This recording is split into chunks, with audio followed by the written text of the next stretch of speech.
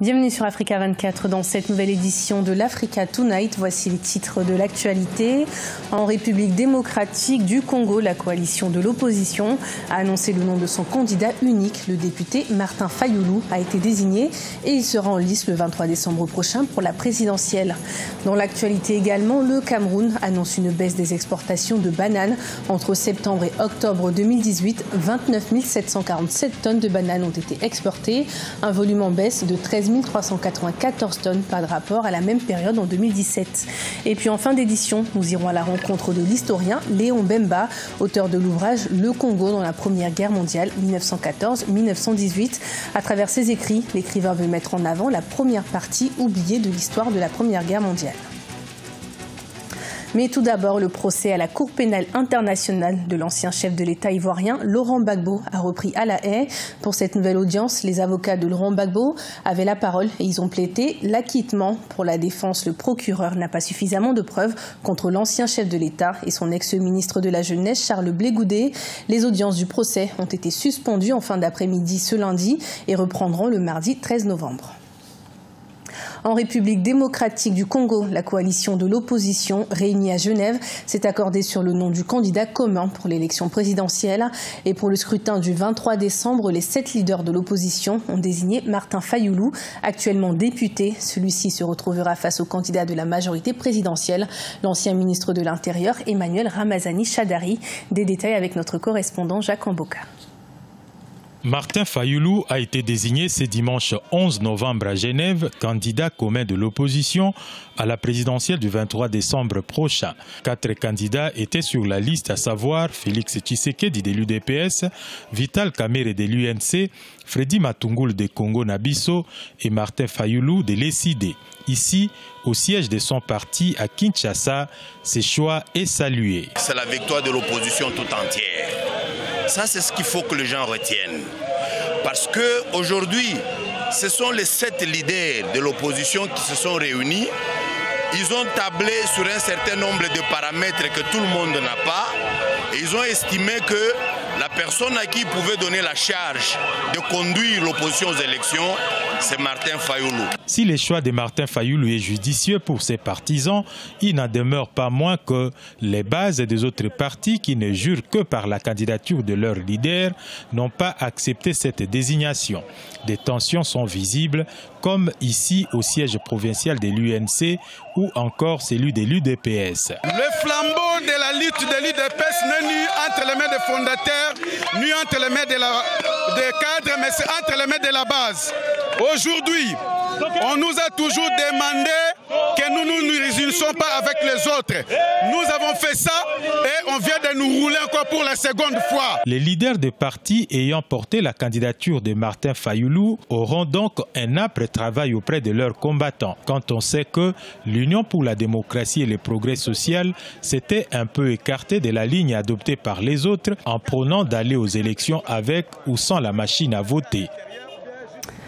À noter également que du côté de l'UDPS, le parti historique de l'opposition, l'accord signé avec les leaders de l'opposition à Genève a été rejeté.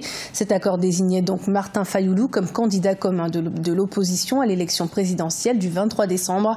Félix Tshisekedi, président du parti, a confirmé le retrait de sa signature de cet accord. Au Burkina Faso, le président de la République, Roch-Marc Christian Kaboré, confirme sa candidature à l'élection présidentielle de 2020. Le chef de l'État a annoncé pour la 2e fois sa volonté d'être candidat à sa propre succession. Et pour défendre son bilan, le président s'appuie notamment sur les déclarations positives du FMI concernant la croissance économique de 2017 qui s'est située à 6,3% et à 5,9% en 2016. Les secteurs des mines et des services ont été les principaux moteurs de cette performance. D'après les données communiquées par l'Association bananière du Cameroun, au cours des mois de septembre et octobre 2018, le volume de bananes exportées s'est établi à 29 747 tonnes, un volume en baisse de 13 394 tonnes par rapport à la même période en 2017. Les détails dans ce sujet de Nelly-Claude Ebessa.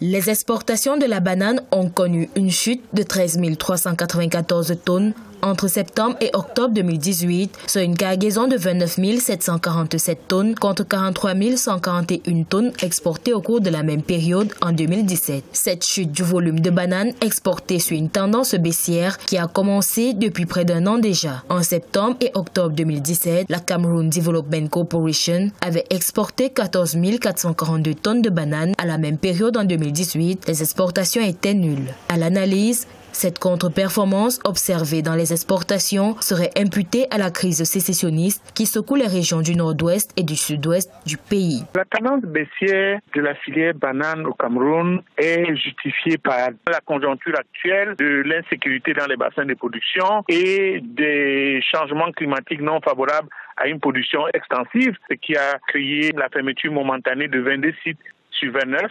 Depuis le début de l'année 2018, l'exportation de la banane ne cesse de chuter. En mai 2018, l'Association bananière du Cameroun révélait qu'au terme du premier trimestre 2018, les exportations de bananes avaient diminué de 19 461 tonnes pour se chiffrer à 59 149 tonnes. Une contre-performance qui a continué au cours des mois de septembre et d'octobre 2018. Le premier point serait de sécuriser les bassins et les zones de production de toute la filière. Le deuxième point, il faut commencer à songer à la diversification des bassins de production et une certaine sensibilisation dans le comportement des acteurs de la production. Rappelons que la banane est le troisième produit d'exportation du Cameroun après le pétrole et le bois engrume ou scié qui représentent respectivement plus de 40% et près de 15% des exportations totales du pays.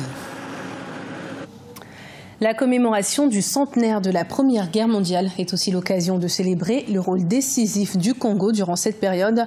Longtemps oubliée, cette partie de l'histoire est à l'honneur dans l'ouvrage du professeur Léon Bemba, baptisé « Le Congo dans la Première Guerre mondiale 1914-1918 ». Des précisions avec Solène Duplessis.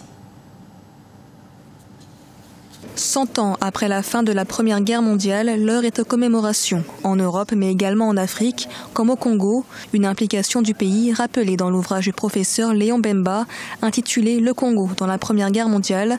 La bataille de Mbiru, près de Ouesso, au nord du pays, a joué un rôle crucial en permettant à la France de repousser les Allemands qui tentaient de s'emparer du Moyen Congo. Une bataille particulièrement rude mais pourtant oubliée des commémorations. J'ai montré qu'une partie importante a été faite par des Africains et des Congolais. Quand on prend le cas de Mbiru, 100 Congolais sont morts. Une vingtaine d'Européens, essentiellement des Français. Mais quand on fait la stèle, on l'a fait pour les Français qui sont morts. Mais nulle part, on ne parle des Congolais qui sont morts. Une guerre européenne qui s'est répandue au-delà de ses frontières sur tout le continent africain. L'ouvrage constitue ainsi un hommage au courage des combattants et porteurs congolais enrôlés par l'armée française. L'occasion de reconnaître le droit au souvenir des Congolais qui ont payé de leur vie pour la France. Et je pense qu'il est heureux que des chercheurs travaillent pour restituer l'histoire et que les sacrifices consentis par les peuples africains durant ces deux guerres soient mis en lumière. Près de 200 000 soldats venus d'Afrique subsaharienne ont été enrôlés dans la guerre 14-18. Des soldats désignés sous le terme générique tirailleurs sénégalais, mais qui venaient en réalité de plusieurs régions du continent. Des troupes africaines qui ont joué un rôle décisif dans la libération de la France. En Côte d'Ivoire, le tourisme balnéaire connaît des difficultés depuis la crise post-électorale de 2010-2011. Aujourd'hui, certains artistes peintres se battent pour relancer le dynamisme du secteur grâce à l'art. À travers leurs œuvres, ils essaient de véhiculer des messages positifs pour les touristes, messages de paix, d'amour et d'harmonie. Découverte dans ce reportage de notre correspondant Olive Adjacotan. 25 artistes peintres venus du Bénin, du Burkina Faso, de la République démocratique du Congo et de la Côte d'Ivoire embellissent par leur talent les murs des rues du village balnéaire d'Assouendé au sud du pays. Objectif, attirer les touristes, mais pas seulement, car ces fresques sont présentées comme des canaux de transmission de messages importants. Par la peinture, on peut aller à la paix. Par la peinture, on peut faire avancer notre culture. Par la peinture, il peut avoir la cohésion sociale chez les peuples, dans nos familles et le monde, quoi. Depuis toujours, la femme a eu plus de valeur que de défauts parce que c'est la femme qui perpétue la création. Voilà, donc sans la femme, l'homme n'existerait plus. Voilà, donc c'est dans ce sens-là que moi je valorise la femme à travers mes peintures. Grâce au festival de la rue d'Assouende, l'artiste peintre ivoirien Issa Kone, alias Sap Hero, veut aussi contribuer aux efforts de développement à travers des actions sociales des artistes peintres. Depuis 3 ans, sa fondation, la Maison de l'artiste, se bat pour redonner au secteur touristique de la région son dynamisme d'antan. Nous attendons que les autorités nous accompagnent, nous attendons que toutes les structures, les organisations qui pensent que nous pouvons ensemble agir, nous les attendons qu'ils nous rejoignent, que ces structures-là, elles nous rejoignent et que nous puissions mener à bien ce combat. Nous espérons, nous y croyons et nous sommes fort confiants. Autrefois poumon économique du tourisme balnéaire, les différentes crises politiques mais aussi l'attentat de Grand Bassam en 2016 ont négativement impacté la fréquentation des sites touristiques du village d'Assouende. Mais les artistes peintres comptent redonner de nouvelles couleurs à ce tableau encore sombre d'ici 2020. Ce journal a été préparé par l'ensemble de la rédaction. Merci de votre fidélité. Retrouvez dans un instant une nouvelle édition de l'information sur Africa 24.